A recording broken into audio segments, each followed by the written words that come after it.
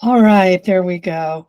So for the benefit of the attended parties, we are recording this session. So if you have any objection to being on this recording, you are invited to go ahead and drop off. I believe Justin said that this recording will be posted and made available to everybody. And I did also enable transcripting. So what I would like to do today to start off is introduce myself. My name is Salome Gorbani, and I am currently the director of the Outreach and Stakeholder Engagement Division within the Integrated Award Environment. That is a really, really long title. Just to say that basically I manage all the communications for all of the acquisition systems that GSA manages. We've got them all from cradle to grave. And this session is going to be specific to SAM.gov, which is your foot in the front door, right? So what I'm going to do now is share my screen and start the slide deck. And I would ask that, do we have a Q&A pod in here? No, we just got comments. I'm going to go through the deck, and I will leave time at the end for questions. So if you could hold your questions until the end, just make notes or whatever, because what I do like to do is actually do a live demo of I like to do live demos. And I need to see how I can admit. Okay. So yeah, I like to do live demos to answer questions. So, all right. So you can see my deck, correct? Correct. See, I even had my contractor put a note. Start recording. So, anyway, welcome one and all. I need to find a way. Okay. As I noted, my name is Salome Gorbani, and I am going to tell you everything you ever needed to know about SAM.gov from the perspective of somebody who's trying to register an entity. So I'm going to walk you through entity registration and how to get started. I'll give you some tips and tricks to help you get through both the validation and the registration. And lastly, I'll follow up by showing you how you can get help with SAM.gov, because I was actually surprised to find that a lot of people I talk to have no idea the amount of help that we do have available. So I always want to make sure that people know. So in terms of getting started, let me go back real quick and let folks in. Okay, and I can go back to the deck. There we go. All right, so entity registration. A question that we get a lot is who has to register an entity? So the first thing I want to do is actually define what we consider an entity to be. An entity is anybody who is a business that wants to do business with the federal government. This entity, it can be sole source, it can be a government office, it has a wide range of possibilities that you will be defining as you go through the registration process. But if you need to do business with the government, you need to have what we call an entity, and that entity has to be registered in SAM.gov. If you want to apply for awards, bid on contracts, go for loans or grants, SAM.gov is your first step in. Part of telling us about your entity, it does require a lot of information. And so the things that you need to have handy is a knowledge of your organizational structure, tax information, and be able to discuss, products or services such as, NAICS codes or PSC codes if you are asked for them.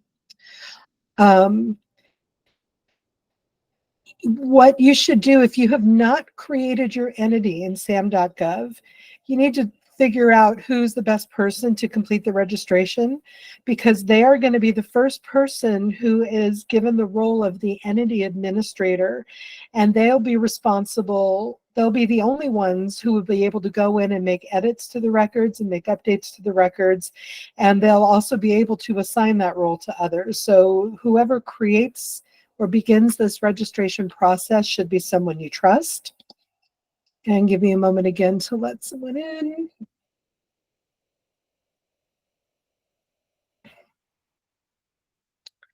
Apologies. Okay.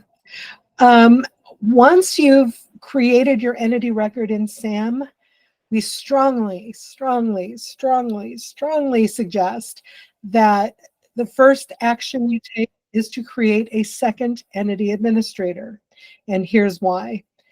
The entity administrator is the only one who can edit your entity record in SAM. And so if you've only got one and they win the lottery, or they rage quit, or whatever happens, you're going to be left with an entity that we consider to be orphaned, meaning nobody has the role to get in and make the updates.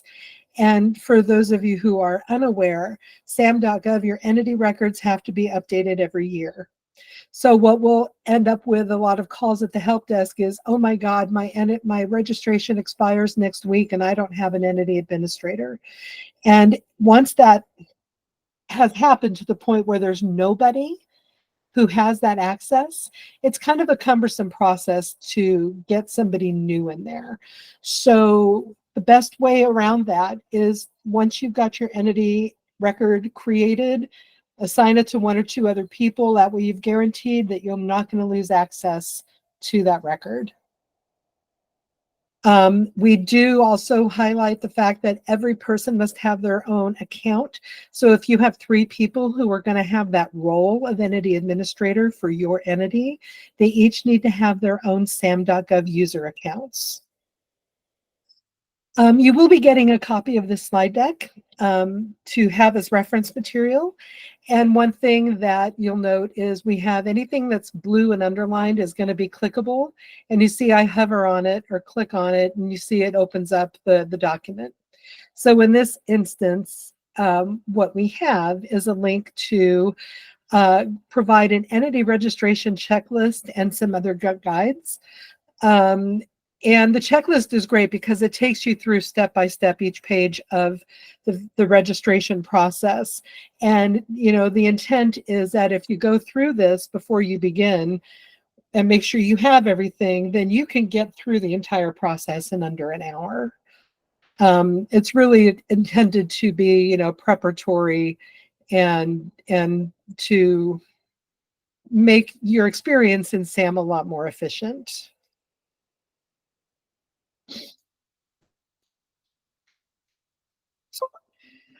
Okay, when you log into SAM.gov, this is the first screen. You're going to see SAM.gov, and you're going to select the option to sign in, which is in the upper right corner, and it's going to pop this window up.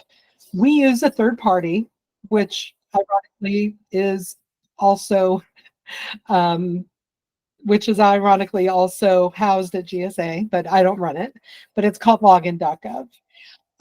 So you follow the instructions to either create an account or sign in with your credentials, and it will make sure that you are who you say you are, and then it will route you back to SAM where you can get to work. When you are redirected to SAM and you are logged in, you're taken to an area that we call your workspace. And what you see in your workspace is going to vary depending on what roles you have for your agency. So, you and 3 other people could work for the same company and still have different stuff in the workspace because you have different roles. So one thing that you'll see if you have a role with an entity, is you'll see what we call this entity widget. And again, anything you see in here is blue. So in this example here in the widget, 5 active registrations, 2 with ID assigned, and 5 inactive. You could click any of these buttons to see those, or you could click see all, and it will give you a window that will let you see all of the entities that you are associated with. In this example here, there's also a Get Started button, and this is to help you create a new entity record, as we discussed. So the person doing this is going to eventually be the only one to have the role to make further updates and edits. Wow, I need more caffeine. Sorry, guys. So at this point, your options are you can create the step-by-step guide right here. You can download that if you think it will help you go through it. I don't think this applies to any of your folks, Justin, but if you are outside the US, you do need to have a cage code before you come to us. If you're in the US, don't worry about NCAGE. If you already have an entity record, we don't want duplicates, right? Duplicates, bad data, that's not fun. And oftentimes you'll go all the way through the process and then get rejected because we will find that there's a duplicate. So if you're not sure if your entity exists, you want to go to your workspace and do a search for that entity. And I can show you how later on when we do the demonstration. So if you were going to select renew or update, you would see your list of entities here. Names have been blanked out to protect the innocent. But on the right-hand side of every record, you'll see these 3 vertical dots, the vertical ellipses. When you click on that, you will get the action menu. So for records that already exist and have become inactive, or they may be active, and you just need to make like an update to an address or change something, you would come here and select update. And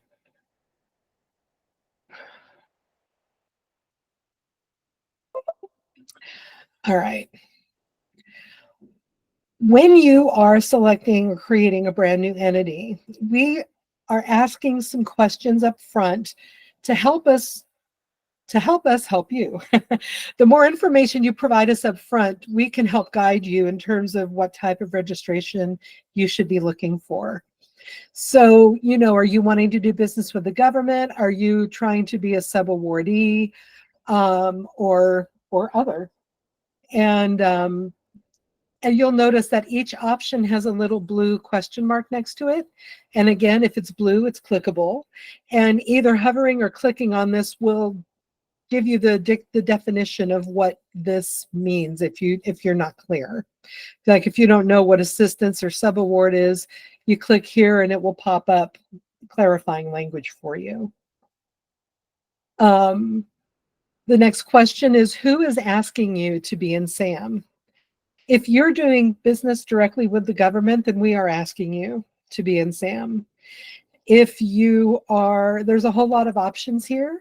If you are a sub-awardee, if you're trying to get grant money, for example, from a state, and that state has asked you to register in SAM to get a UEI, then you would select here, state or territory or local government office, whichever of those would actually apply to you. But again, you can see all the different options. Once you have once you've answered those questions, you're going to see, you may have seen charts like this on like a cable website or a cell phone service where basically it's like, for ones that are being updated, we show what you get versus what you have. And for brand new ones, we walk through everything that you said and we make the recommendation of which one we think you should take. Is my screen showing? No, you're no longer sharing. Oh, lovely. All right, hold on. I got a notice that I was no longer sharing and Don't know why. All right, let me go fix that. Thank you.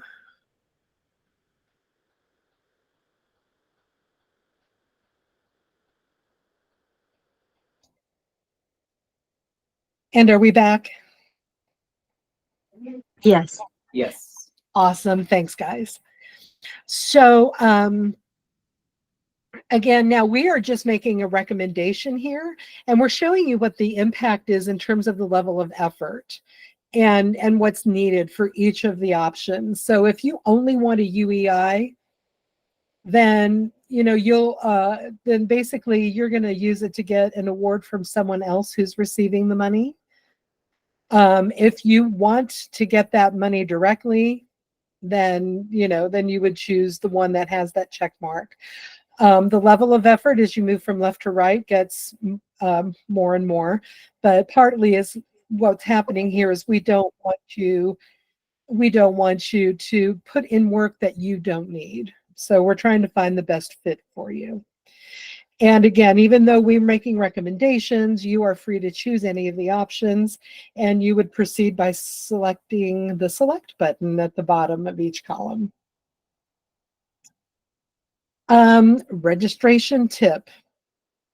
If you go to FSD.gov, we have a button there that says get started with your registration, and it has got everything you would ever need.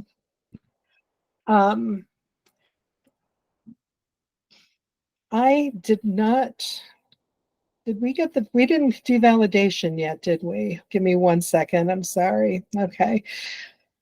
Slides are slightly out of order and I apologize. The validation happens before the registration, and frankly, I'm aware that the validation is where a lot of you have your pain points. So please bear with me, we will go back to the validation in just a few slides.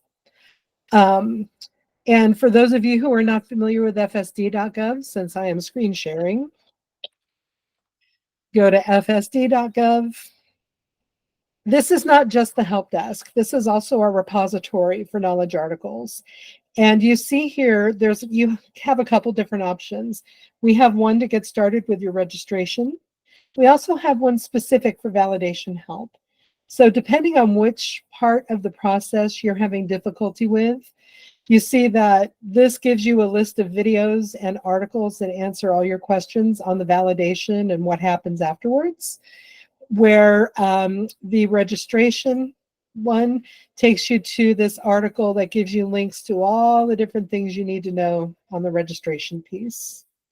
So I've got about 1,500 articles and about 60 videos, and we try to keep everything very specific to function.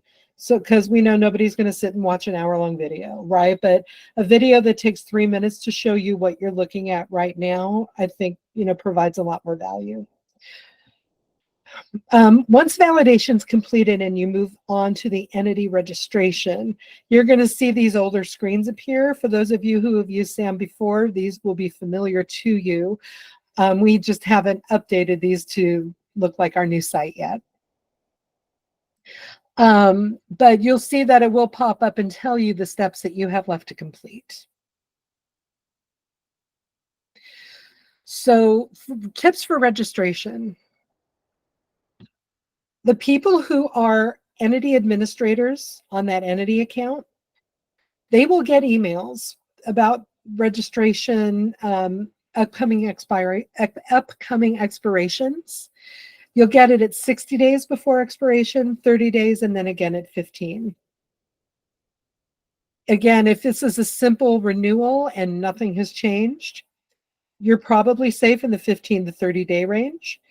If you've had a change to your legal business name, if you've had a change of address, core data like that, then you'll want to give a little more time because there's going to be more manual review. And it's always best to start ahead of the game, because once it has gone invalid, especially if you don't have access to it, again, it gives us a lot more, I hate to say hoops to jump through because that sounds unnecessarily bureaucratic, but they're for security reasons, right? We have to be very careful about who we give access to these records to. And then you'll get additional emails when the entity actually does expire, when it's been submitted for review, and if it was inactive and you submitted an update, when it goes active, you'll get an email there again. The validation process right now, which happens before registration, takes on average, right now we've got it down to between 2 and 4 days. But again, if there is a disconnect or the materials that are being uploaded, which we'll talk about in a minute, if it doesn't match with the information that we have, there may be a little more back and forth and it can take a little longer. The other steps for your registration is the verification of the taxpayer information by the IRS. And once that's done, we then send, if you are registering in SAM and getting more than just a UEI, then you also have to have a CAGE code. CAGE codes are managed by the Defense Logistics Agency, and that can take another 10 to 15 days if you're applying for a new one. So you want to be able to factor all of that into your timelines when you're looking at your renewal or starting a new one, in terms of understanding when the record will be active and available for you to use to make bids on grants or awards. On the homepage on SAM.gov, there is a link that says check entity status. You do have to be signed in and have a role with that entity. So while you're waiting for it to go active, only the person who created the record can do this. If it's a renewal, anybody who has the entity administration role can do this. But basically, you pop in the UEI, and it will tell you what status the record is in, when it was activated, when it expires. And if it's actually in a process in a submitted state, then it tells you where it is in the process, whether it's at IRS or at DLA CAGE. All of these check marks down here, that is indicative of a happy entity. And as you can see, they are active, they've been validated, and everything is done and above board and good to go. Again, I cannot harp on this enough. Assign more than one entity administrator. If you have an existing entity today, go take a look. How many admins do you have? If you only see the one, add 1 or 2 more. Believe me, the notarized letter process is painful, and frankly, it's expensive for the government as well. You can have as many administrators as you like, but you are responsible for your own role management. We don't manage anything for your entities. So if you want to see how to become the new administrator because your entity got orphaned, you'll follow this link and it'll take you to the article that details the information that we need to grant your entity access to a record that does not have an active administrator. And again, this tells you again, just additional steps in that same process. And again, you can prevent this pain. Only you can prevent forest fires, right? Only you can make sure you never have to do this, and nothing would make us happier. So make sure your entities have more than one. And I can show you how to check to see who your entities are or who your administrators are. If you do require a CAGE code, and this is if you are directly looking for grants, loans, awards, or contracts, one of the points of contact you're going to enter is the government business point of contact. When your application goes from SAM to DLA CAGE, if they have a question about your documentation, the government business point of contact is who they're going to be reaching out to. And they will reach out to you in an email. They will tell you what their questions are. I believe they also even give phone numbers. But what happens is if you don't respond within 3 business days, then they're going to reject you at CAGE and it comes back to SAM. And when in that instance, if you look at the check entity registration status that I showed you a minute ago, where'd it go? Hold on here. Right here, you would see here that it would say it would be back in submit status, and it would tell you down here that it was rejected by Cage and why. And again, you will get these slides as a reference. I mentioned earlier that after SAM has had their way with you and we've gotten your information, the next step is IRS. And basically what we're doing is doing what we call a TIN match. And so it's important that when you are creating the entity or making updates to the entity, that the taxpayer name is what's on the most recent tax returns. If you're using a new TIN, give it a week or so before you try to create, because our link to the IRS database, it can take a few days for the IRS side to update before we get information on a brand new tax ID number. And then again, when it gets to Cage, verifying legal business name and physical address. Because it's a different agency, we at GSA don't have any oversight or real, privity or authority over them and their processes. They do accept documents, we don't. It's a government operation, right? But they are usually very clear in terms of what they need and why, and we try to be as well.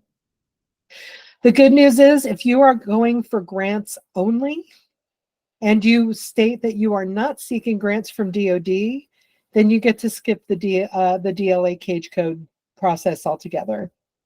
And that shortens your experience down, easily by a week and a half. So we're moving now back to validation, which, again, apologies, that should have come before registration. But the validation, for those of you who have been around a while, we used to accept DUNS numbers. And OMB decided that anybody who wants to do business with the government should not have to do business with a third party before they come to the government's front door. So at that point, they said, hey, SAM would be perfect for this. And they said, jump, and we said, no problem.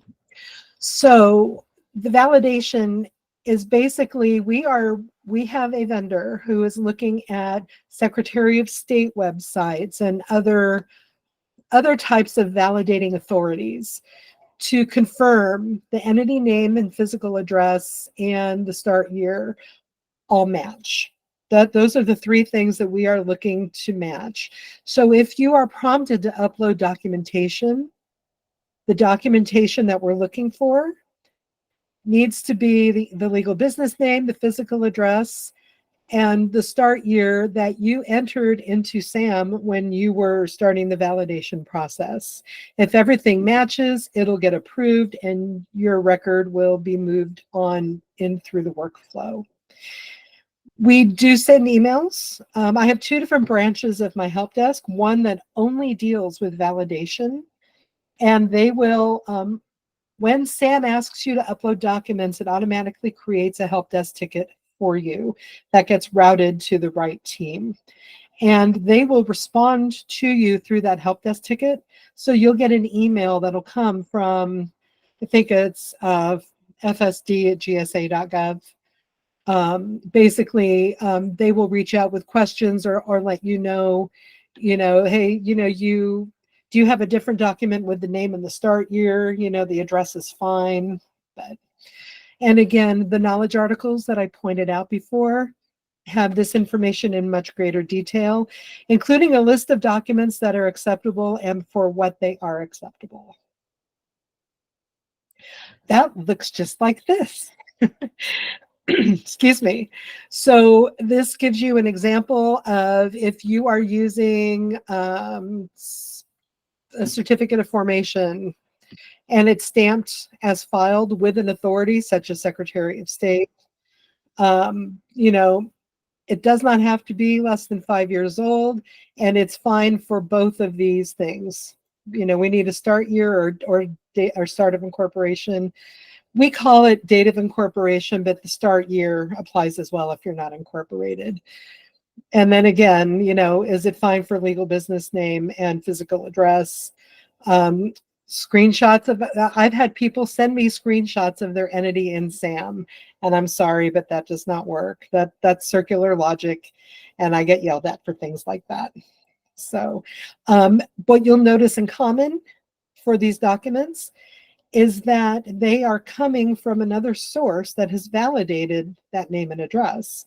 IRS knows who you are. So the W-9 is you sending stuff to IRS. However, your TIN number assignment or your EIN assignment for the organization, that's coming from the IRS. And they believe that the entity name and address are what they are in that letter. And we accept that as being authoritative. So just to give you an example, same thing with utility, right? It is, the electric company knows where they're sending the electricity and who's paying for it. So some common pain points are that documentation will be uploaded that doesn't match the information that was entered into SAM. And again, that's, kind of the thing. In order for us to validate and say, yes, we're looking for a source of truth, everything needs to match. We do not ever accept a PO box or a virtual address.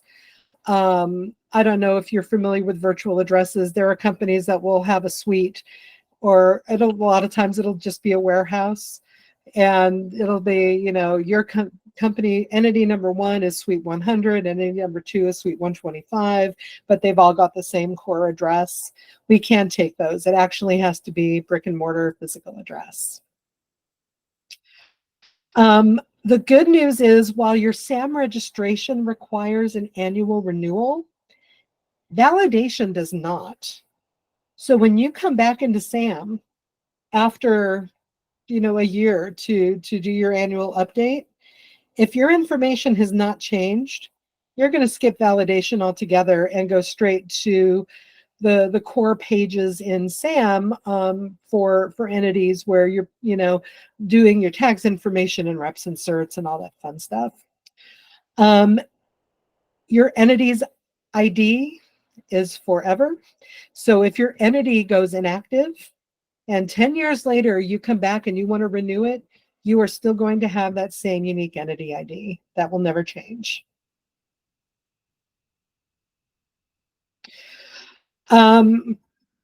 When I mentioned earlier, kind of like the cable offerings and the chart that we showed you, a biggest pain point is people who select that they want, or they're going to register for all awards, when really they only need financial assistance registration. And believe me when I tell you, if you're going for all awards, the amount of reps and certs, it's really cumbersome. So, we really recommend you only get the level of entity registration that really applies to your need. And yes, I'm sounding like a broken record, but assign more than one admin, please. Actually, I'm starting a new communications campaign starting next week, and it's going to run for a year, getting folks to get more admins in there. It's crazy. All right, so where to get help? If you are on SAM.gov, up at the top here is the menu bar. There's a help that opens up this page here. And you'll see there's help for federal users, help for non-federal users. And if you're new to SAM, these are all the things you need to know getting started. How do you get a user account? How to use login.gov? We talk about domains. What does that even mean? All of this information is here. When you select any of these options, it will redirect you, but it should open up in a new browser to the FSD where these articles are located.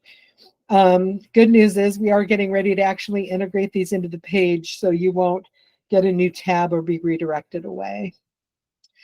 I had showed you the Federal Service Desk. This is our Google-like search bar.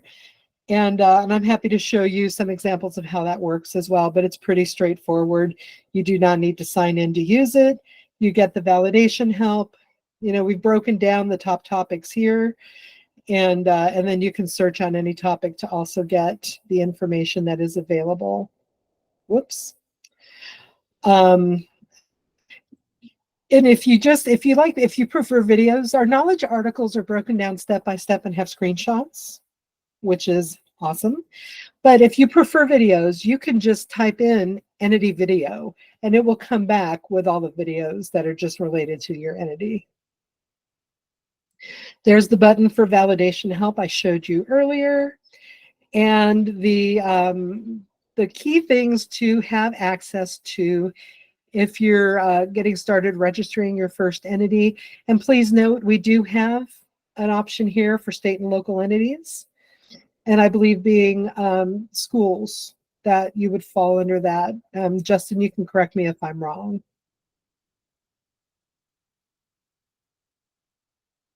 The bottom half of the FSD page, you will see that we have announcements that we update as we have information to share. And then our other systems are represented here in addition to a breakdown by topic. So all of the help for all of our systems is going to be here.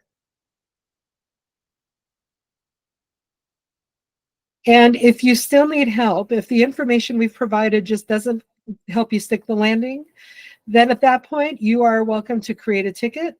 Or you can even do that using a live chat. And we also have an option, once you've selected create a ticket, it will ask you to log in. But it's going to use the same login.gov account that you use for SAM. So that at least is all integrated. But the live chat would be, the best way to go because you're going to be in and out of there very quickly. It's not the long waits that people experience by phone. So having said that, I'm going to back out of the slides and come back to here. And I'm seeing a handful of questions. So you all are able to raise your hands. If you would like to, if you have a question, go ahead and raise your hands and we'll tackle them one by one.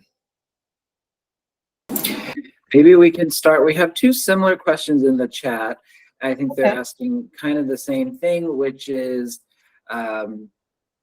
maybe at my school district, I don't know exactly who is currently the entity administrator, and or in some of these cases, there's a sort of a fiscal person who oversees multiple school districts who is unaware of who these UEI administrators might be across the board.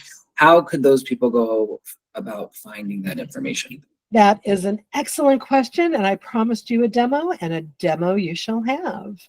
Let me, and I love doing live demos because, there's no risk there at all, right? Hold on here. Thank you, Justin. That was exactly my my question. I oversee several districts. I just don't know who their administrators are.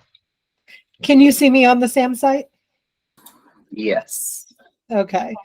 If somebody wants to pop into chat a UEI, that would be handy. I'm getting logged in right now. Oops.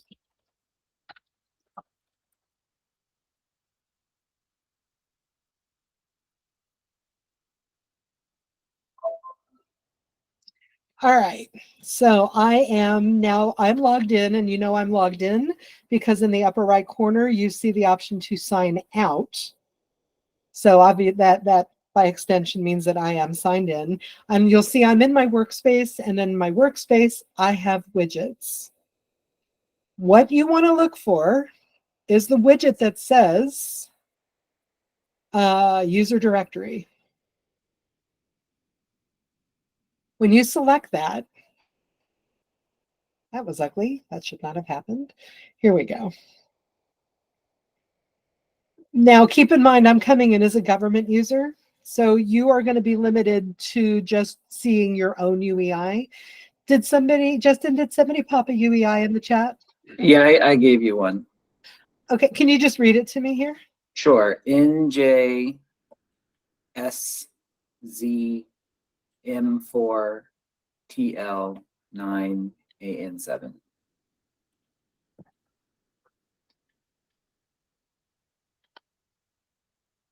Did I have that right? NJSZ. The one after Z is M for Mary. That would be why I didn't find it. There we go. Corona Public Schools. Sure. All right. So what I'm asking this to do, this is our user directory, but I am pulling up by the entity. So it's going to show me the users who are attached to that entity. And then I have filters. So if I am looking for somebody who has got access to the entity registration, oh, no. Oh, what happened?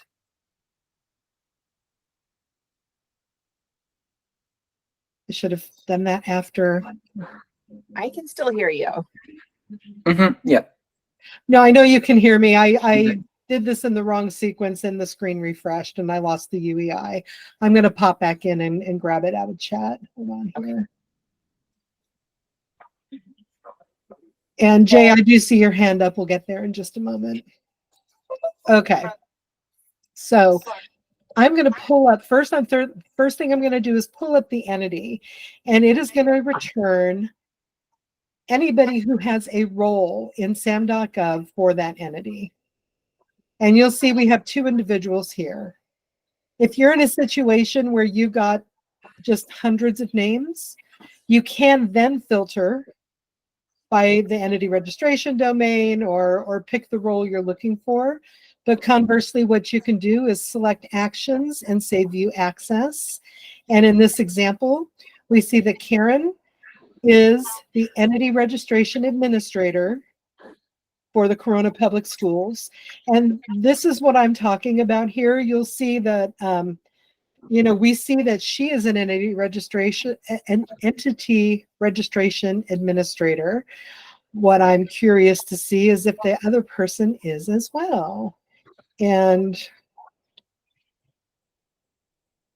I'm going to go here, view access. And yes, so here we go. A happy use case. Corona Public Schools has two entity administrators. So if, one of them were to win the lotto, Corona is not going to lose access to their entity record in SAM. Anybody who has this role can assign it to another person who has a SAM.gov account. But again, this is where you would see who has the contract opportunities. That's a different domain. That's when you're like looking for opportunities or posting or bidding on them.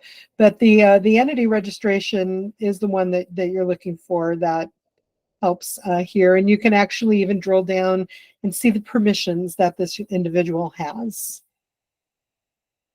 But again, you can only see this for an entity where you already have a role. Does that make sense? It does. And maybe before we pivot away from I know that Jay is next in line, there's a related question of just, we're seeing these other titles beyond entity administrator. Where could we go to find out what these other titles mean or a level of access that they have? So we actually have a we have a non-federal role administration guide available on the FSD. So how are we doing on time, Justin? I'll find that and I'll put it in the chat.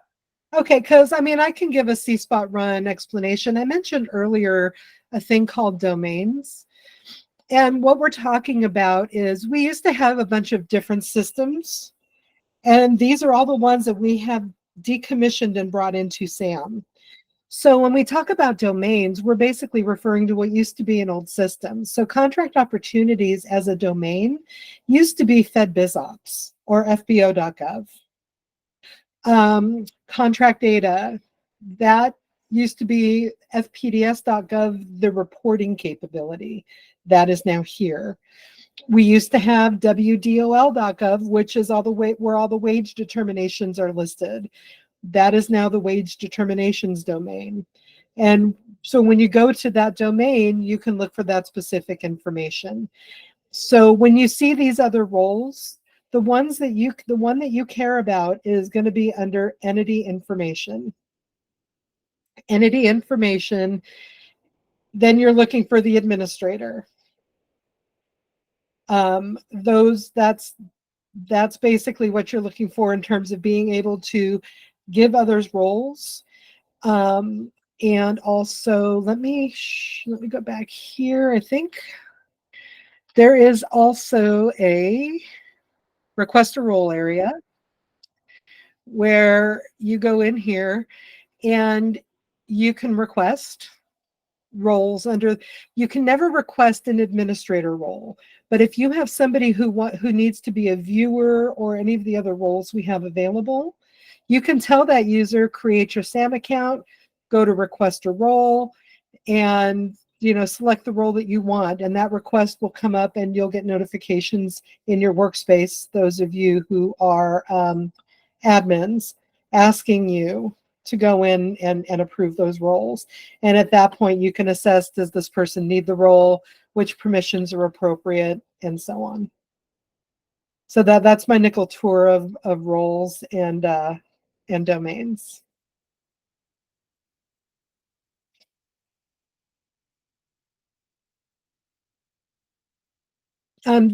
Justin, are we good? And you're going to get the role guide? Yeah, I found a role guide. I hope I included the correct one. And I think Jay is next with And his Jay hand is up. next up. Okay. Hi, Jay. Welcome. Hi, Salome. Appreciate it. I've been in correspondence with Justin about, I'm a superintendent of two separate school districts in Kansas. And one of my school districts, my entity, is inactive. Okay. What's the process of reactivating? I have a UEI, I have the cage. We're just inactive. So I can't validate. Understood. So my first question is, are you the entity administrator for that entity? Well, no, I've learned something today. Since I was superintendent of two districts, I used one email. I didn't know that I could. So my board clerk is the administrator for that entity. I am the administrator for the other one, but I will add myself. Yeah. Well, why don't you? Can you give me the UEI for the one that's gone inactive? Yes, I can.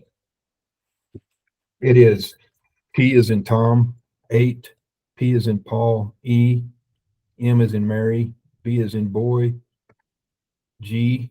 Is this you here, Copeland School District? Yes. Yeah, that's it. All right. So I show the only one with a role is a Cheryl Fleming.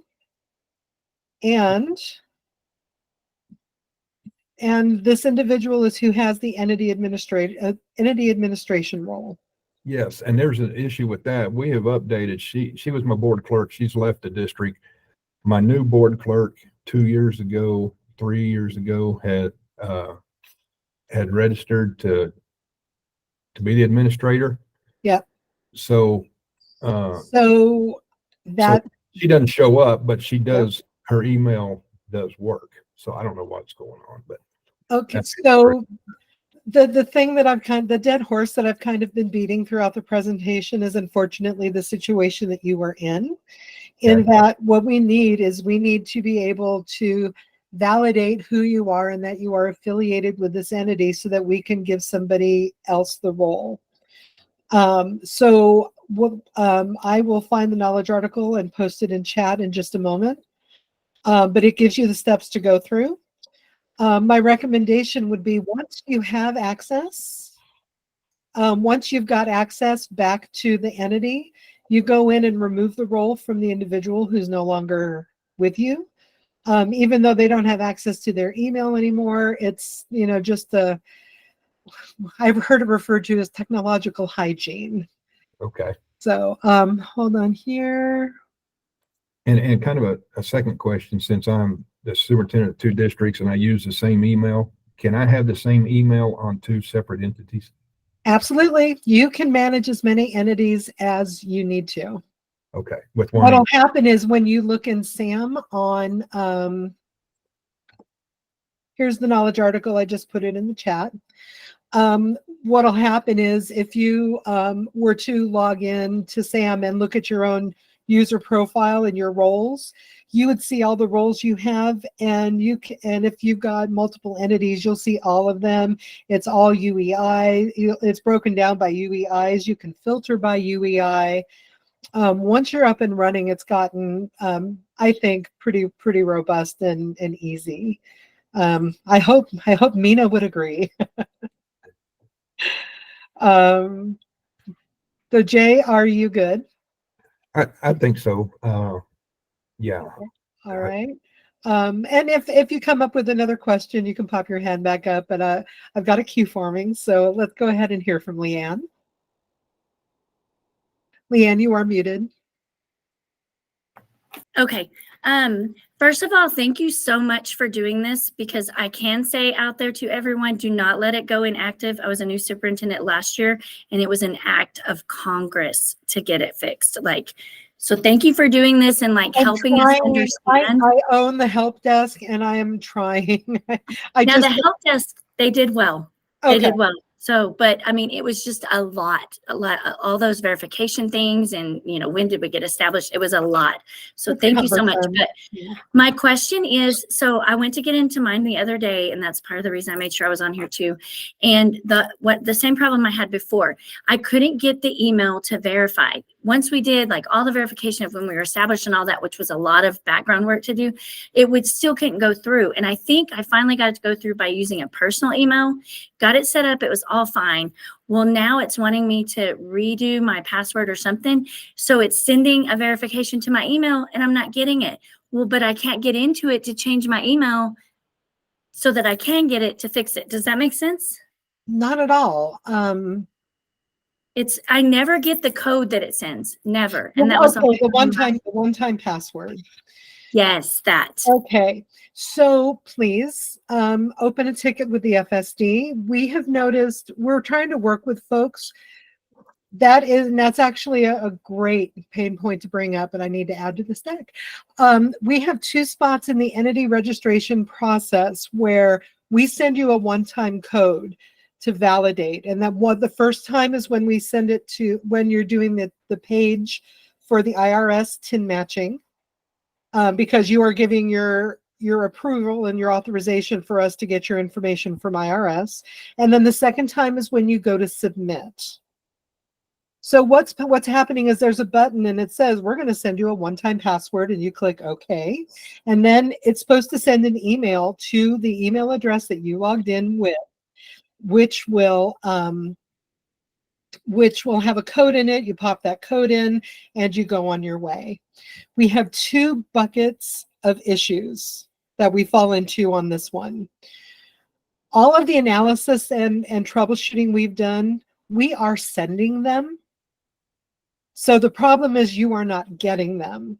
So for the email address where you're having an issue, the first thing I would do, make sure you double check your trash, double check your spam, double check all of your folders. If you can view all emails when you know you've hit the request, because a lot of times it will get redirected.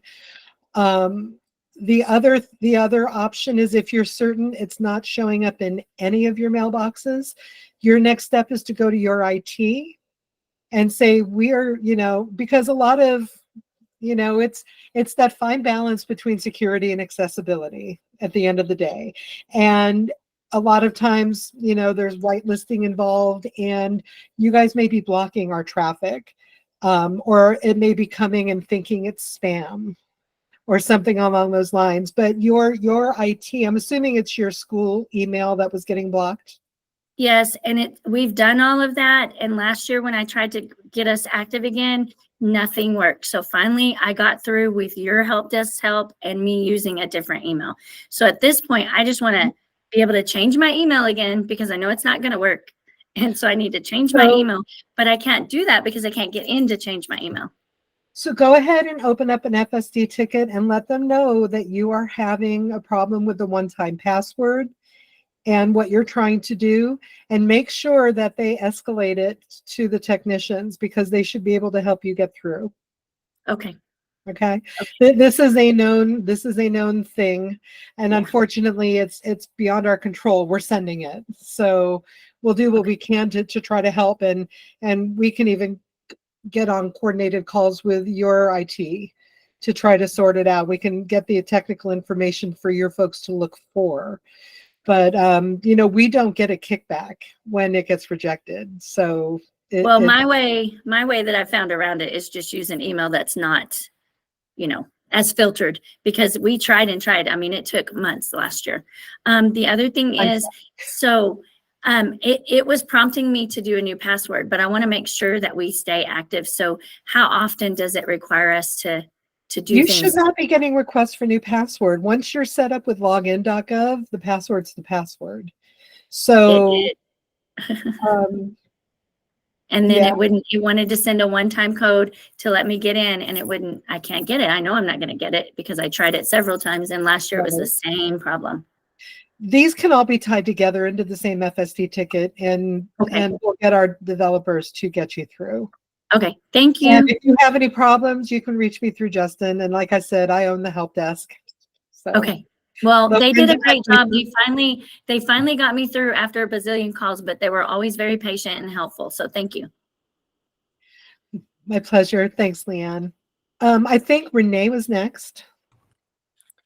Yeah, I'm also a superintendent. I'm trying to figure out who our entity administrator is so that I can get assigned that role. Sure. I can pop it up. Do you have the UEI? Yeah, MGF. I'm sorry, was that N as in Nancy or M as in Mary? Oh, M like Mary. Okay, MGS is in Sam. Oh, F like Frank. Thank you. W E J. Is that the Mercer School District? Yes. All right, one moment. I show two people with access. Let me take a look at their role, at their access here. I'm showing a Trisha Thompson. Okay. For the Mercer School District. God, I cannot talk today. And the second one I am showing is also a Tiffany Gilroy. I am showing that both of them have the administrator role, and if you need it, they can assign it to you. Perfect. Thank you. My pleasure. Debbie.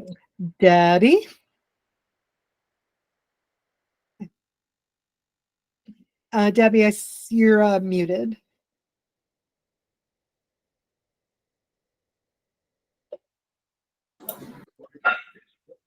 Debbie is still muted. Okay. Maybe while Debbie figures that out, I'll give you a question from the chat. Okay. We are a charter network, and the REAP team is asking one of our requirements is that each district needs a different UEI for every school within that charter network. However, UEI numbers require a unique EIN number. We set up an ID that is tied to that UEI, but still can't get the SRSA grant for a second school because one school is already using a UEI number. Is there anyone to get help with this? Yes, I am going to ask them.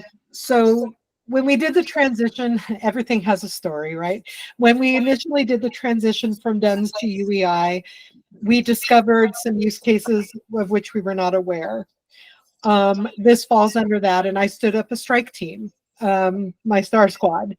And so what I would like is for the person who's having that issue to email you, Justin.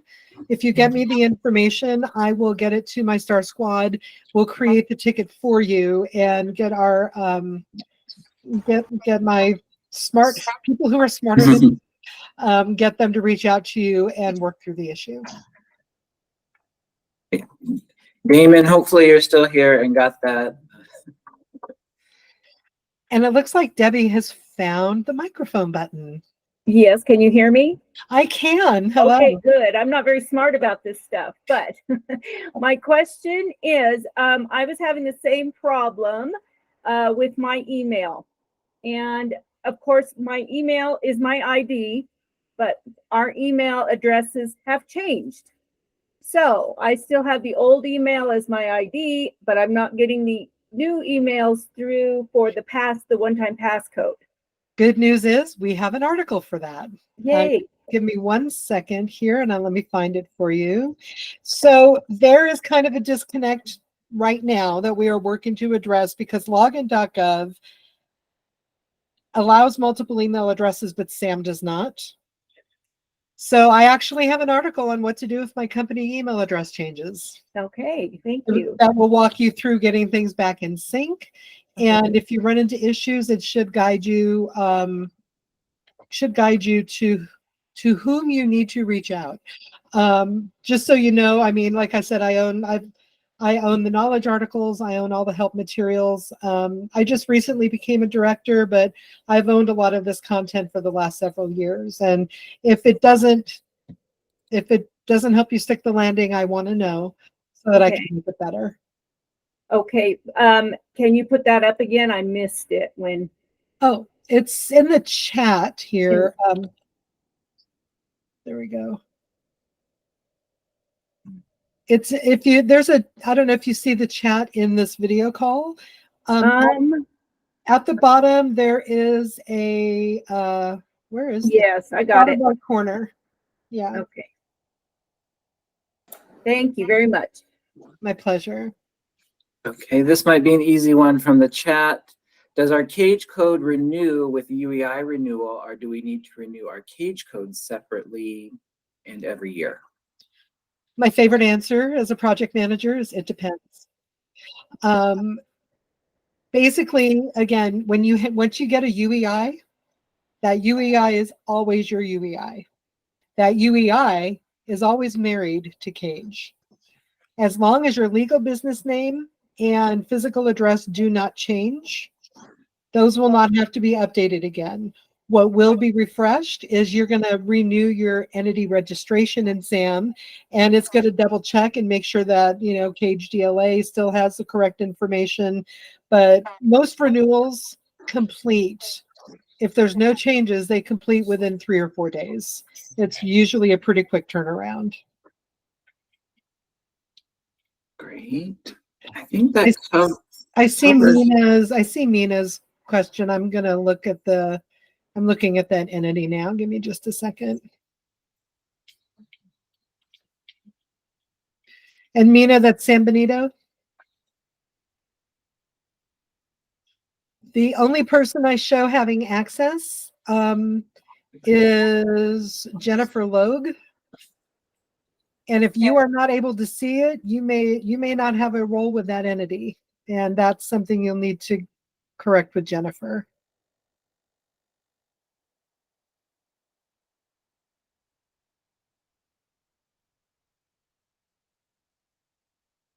Awesome. I hope this was helpful. I'm gonna wind down and then stop the recording. But by all means, please leverage the materials. Please reach out to our service desk. And that is correct. Entities information is only viewable. You can see the public facing information, but you can't see any of the behind the scenes stuff unless you've got a role with that entity. But there are a lot of roles to choose from. They don't have to give you, God rights to that entity to let you see it. Yes, Jeff. Hi. Jeff, you are still on mute. Okay. There we go. All right. So I'm retiring this year, and we're going to have a new superintendent. Congratulations. Thank you. But what's the process for me to help him transition into this? My UEI will be good until September. And the UEI will always belong to the entity. You want to make sure that you grant him the entity administrator role and then point him to FSD and search on everything related to entity administrator, what they can do, what their powers are, because they've got God rights. Everything that is needed in order to manage the SAM registration is going to be available on FSD. But remind them, to quote Spider-Man, with great power comes great responsibility. So But, we are not in the business of managing your roles for you. That's why we've Right. really Right. tried to help educate you on how to manage them and control them within your organizations. So it's really just getting him into the system as an admin. And then, because I'll already have applied for the grants Mhm. prior to that, because they'll have opened already before then. So we'll already have access Right. to that. I just want to make sure that Mhm. he won't have any transitional issues. 'Cause Nope. I know how hard it is to get.